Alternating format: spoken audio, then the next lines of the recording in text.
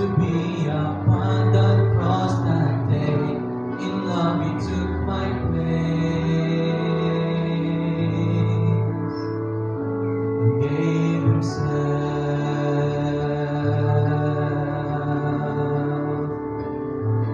My nails were in his hands, my crown of thorns he wore, my stripes were on his back, my heavy cross he bore.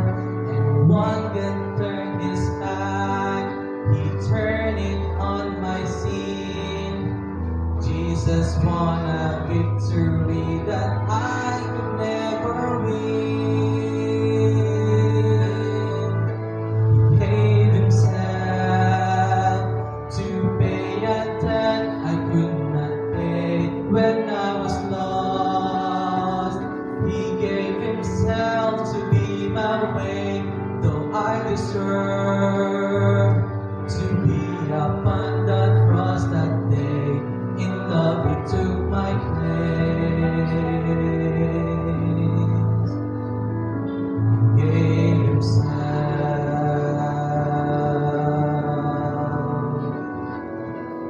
In love he took my place,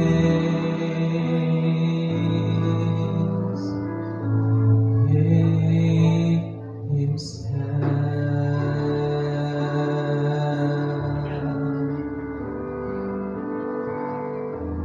He gave himself.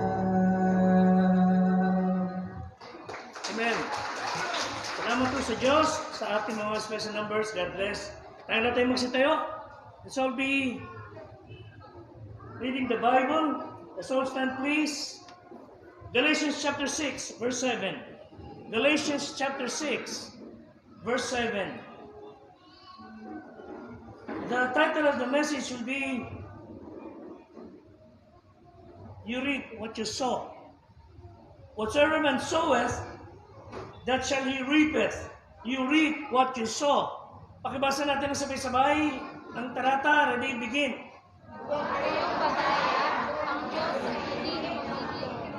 Sapagkat ang lahat ay isip ng tao na siya namang aaninihin niya. Pagpalain ng Panginoong Diyos ang kanyang salitang nabasa, tayo natin magsipo. Muli, grace and peace be unto you from God our Father and from our Lord Jesus Christ. Tayo po ay nagpapasalamat sa Diyos sapagkat ang ating Diyos ay napaka-maunawain, ang Diyos ay napaka-mapagpasensya. We're so grateful that God has been so patient and so loving na hindi tayo pinatay kagad pagkatapos tayo magkasala. Hindi kagad tayo nawala sa mundo nang tayo ay sumuway sa kanyang kagustuhan. God is giving us enough time para ituwid ang ating mabuhay, para idiretso ang ating mga lakad because God loves you. But, don't you ever forget, you will reap what you sow. Ano mang ihasik ng tao? Listen, church, aanihin mo yan. Nagtanim ka na masama, aani ka na masama. Nagtanim ka na mabuti, aani ka na mabuti. Whatever you did to other people, babalik po sa iyo, mga kapatid. It's a ripple effect, mga kapatid. And I'd like to remind all of us na kahit ang ating bayan, even though our country is a land of law, we are governed by the laws. We are not governed by any feelings. We are not governed by any popular opinion. Although, yun ang nangyayari minsan, pagka ang mga tao ay sikat, they are being put on the spotlight, hindi kagad na parurusahan dahil sila ay nababahiran pa ng question, but law of the land should be applied. Hindi lamang para sa mayayaman, hindi para sa mga edukado, hindi lang para sa mga kilala. Law should be applied to everyone. Malungkot naman mga kapatid, there are some politicians in our days that they would not stand on an issue maliban kung nakita niya, ito paborito ng taong bayan. People will just check o baka kung anong gusto ng bayan, doon ako sasakay. Doon sila nakabatay. But let me say this again, mga kapatid. The law of the land should be applied. Amen? And this is the law of God. Ano man ang sinabi ng Diyos sa ating batas, dapat ipatupad. Amen? And whatever God said in His Word, dapat masunod. Walang hindi susunod. What God said in His Word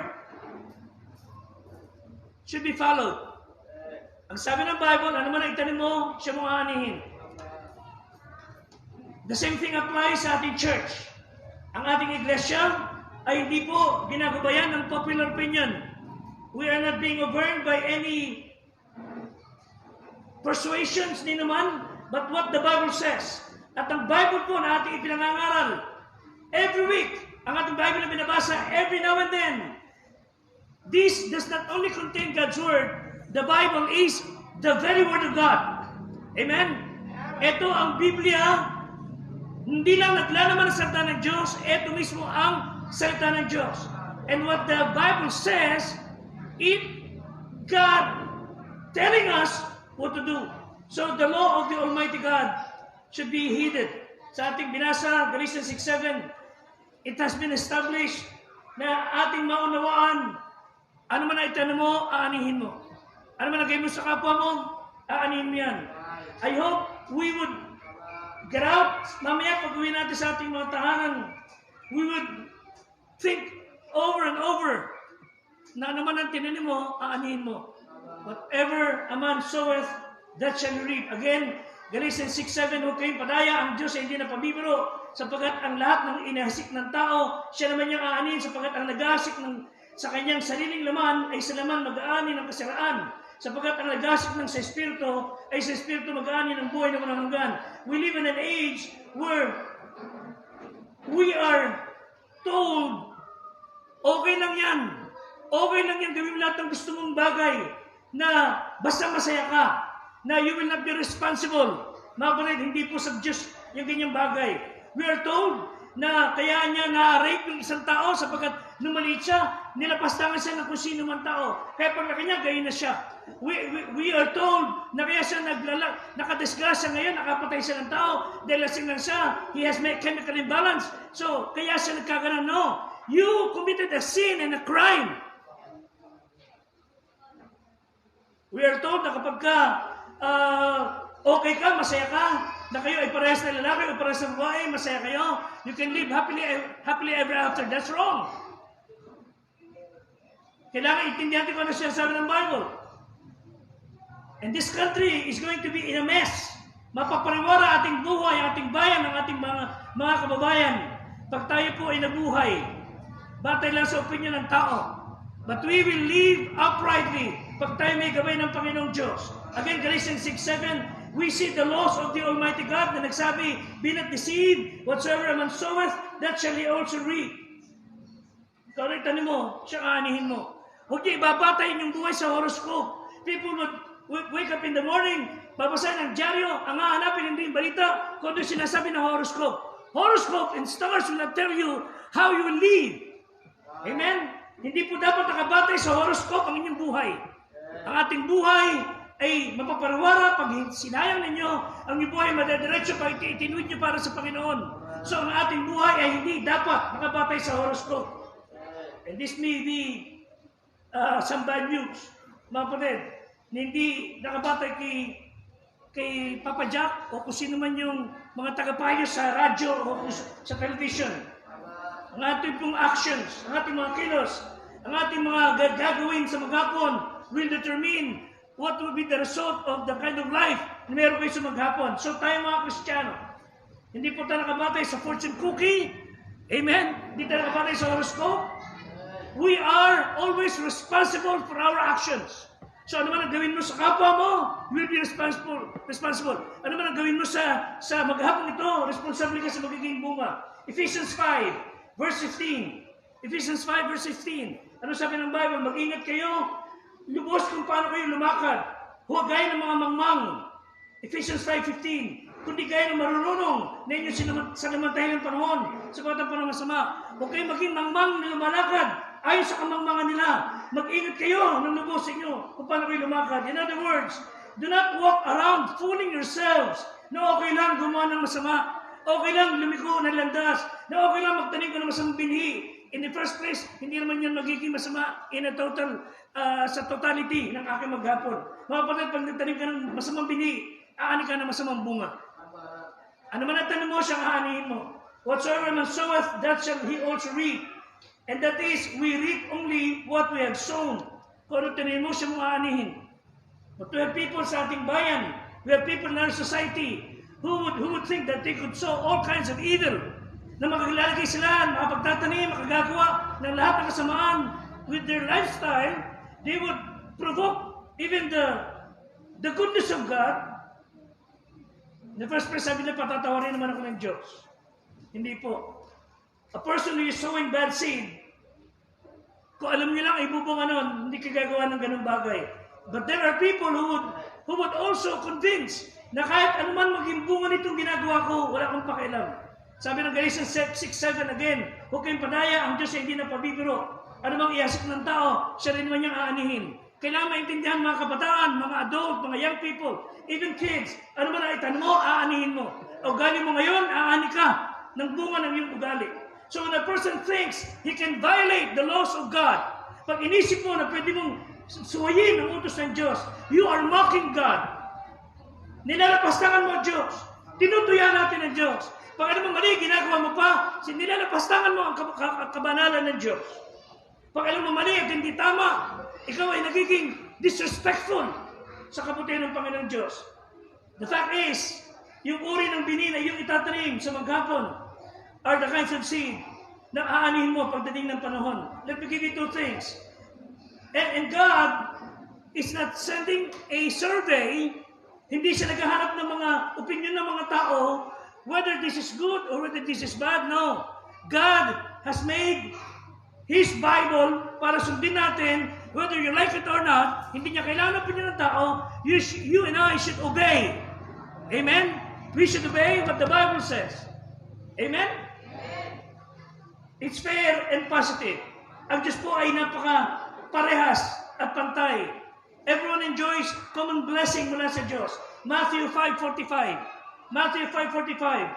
That ye may be the children of your Father which is in heaven.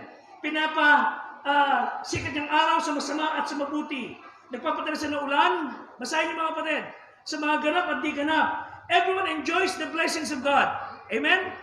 Lahat tayo nagigising sa umaga, whether you're bad, you're good. Nagigising ka sa umaga, meron kang hininga. Meron tayong sunlight, meron tayong mga in-enjoy na kahit paano biyaya. For example, dalawang magsasaka. Meron silang farm, magkatabi. Isang magsasaka, mabuti, and the other is ungodly. But God will not withhold the rain to the ungodly. Amen? Hindi niya pipigilan ng ulan sa masamang magsasaka at pagpapalain lang yung mabuti magsasaka. No. The farmers, good and ungodly, God will pour rain on both of their farms. Amen? Parehas. To enjoy common blessing.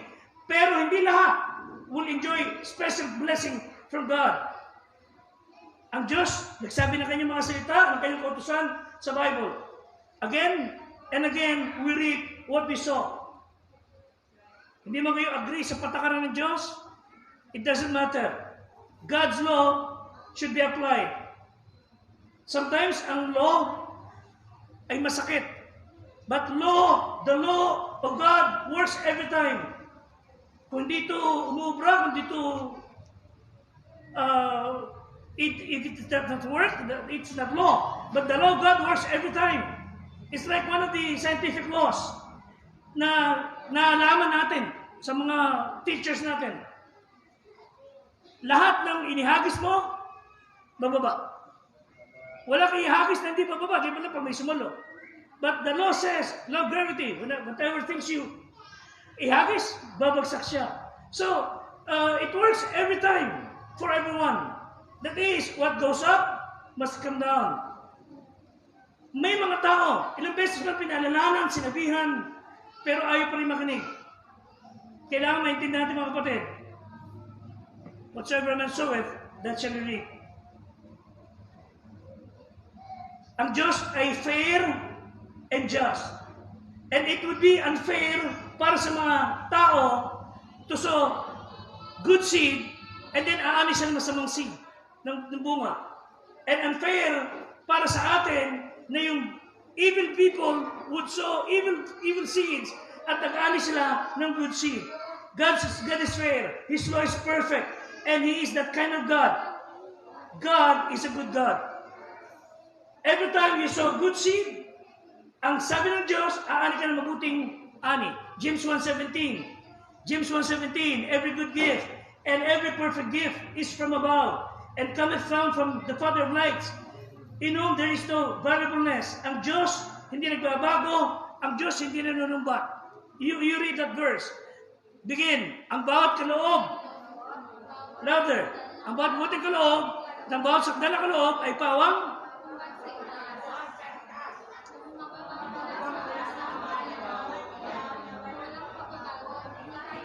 Amen.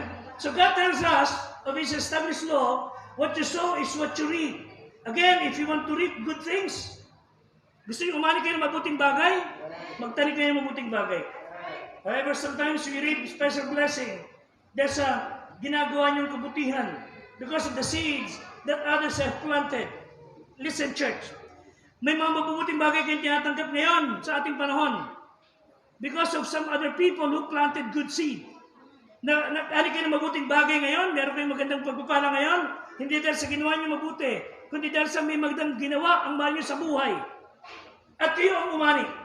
John chapter 4 verse 38. John chapter 4 verse 38. I sent you to reap that whereon you bestowed no labor. Wika, sinugo ko kayo upang anihin ang hindi niyo pinagpagalan. Ibang nagpagal at kayo siyang nagsipasok sa kanilang pinagpagalan. Sometimes you are reaping, you are having some good things in your life. Listen, church, mga kabataan, meron kayong mabubuting bagay tinatanggap mula sa magulang ninyo na hindi pinaghirapan. Sila naghirap para doon. They sow good seed at kayo umaani. Pasalamat kayo sa Panginoon. May mabubuting bagay tayo tinanggap dahil sa ating mabubuting magulang, mabubuting mga Kristiyano. Meron tayong kalayang tinatangamasa ngayon because of some courageous soldiers who nagbuwis na ng buhay para sa bayan. We have come to that point of having our liberty because of courageous men and women na nagbantay. Mapayapa ating lugar sa mga pinuno natin nagmamalasakit. So pasalamat tayo sa Panginoong Diyos. Isang araw, may isang guro na 2005, si Ma'am Martha, nagkaroon siya ng experiment. Sabi niya, unang araw ng pasok, tinanggal niya lahat ng silya. At sabi niya sa mga estudyante, meron akong gusto ituro sa inyo. You just behave. You just listen and learn. Pumasok mga bata, walang upuan, nakaupo sila sa sahig. And you want to have a chair, gusto magkaroon ng desk, dapat you should behave. And if you behave, you will have your desk. Isa-isa sila. Pagka-behave ka, pinakuko yung upuan, babalik sila ron. Nung uwi ang mga bata sa hapon, babalik kasi nung uwi ang umaga, babalik sila sa hapon, nagsumbong yung mga bata sa magulang. At naglalami yung mga magulang sa principal. I'm just trying to learn to teach them a lesson. Na hindi lahat ng bagay na ma-enjoy mo ngayon ay di dahil sa iyong pagsisikap. Somebody paid it for you. At kung tayo mga magulang doon, just listen to me and watch. Walang maupod yung ibang bata, pero iba meron. Pero sinabi ng guro, tapos na yung lesson natin, ito gagawin ko. Tinawag niya yung isang utusan, yung isang tao, and then after the signal, pumasok ang 25 mga matatandang sundalo. Nakasuot ng uniforme nilang mga veterano. Dala ang silya. Inihilera ang silya. At lahat ng bata ron nagkaroon ng tigi-tigi sa upuan. Ito sinasabi ng guro. Ang bawat upuan dala nyo, inuupuan nyo yan. Ay hindi yan napunta riyan dahil sa inyong galing, kundi dahil sa pagsasakripisyo ng ating mga veterano.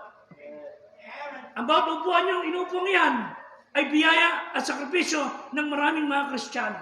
Nakakating mga bata sa church, sumasakay sa sakyan, thinking of whatever things sa kaisipan. Walang inintinding responsibilidad.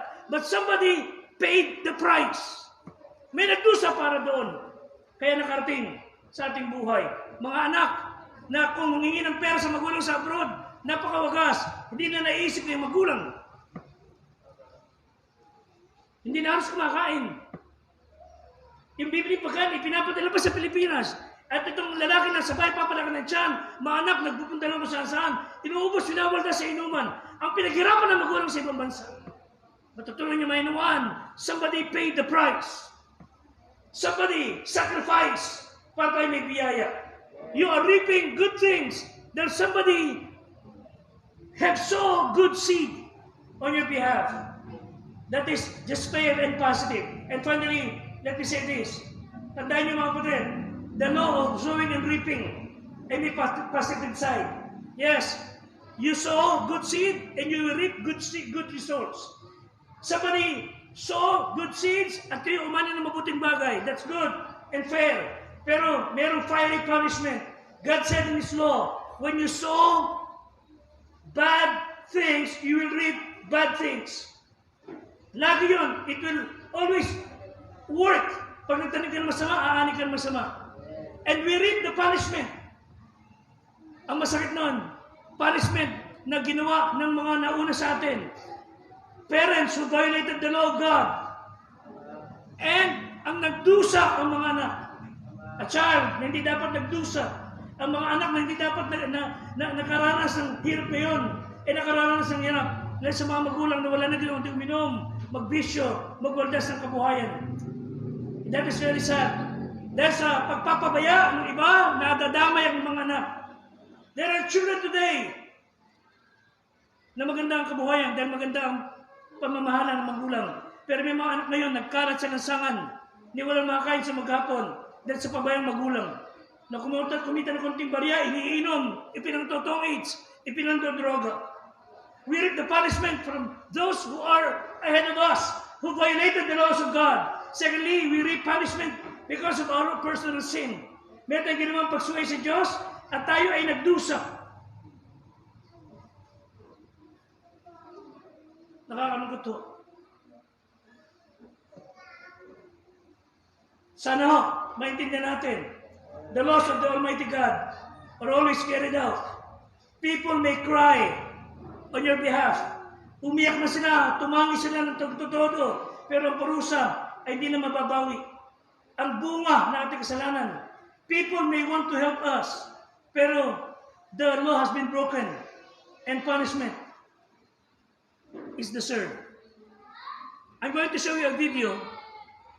Just sow good seed and you will reap good seed. Maggawa kayong mabuti and God will bless you in return. Huwag kayo gagawa ng masama at mapapahama kayong kaluluwa. Watch this video before we pray.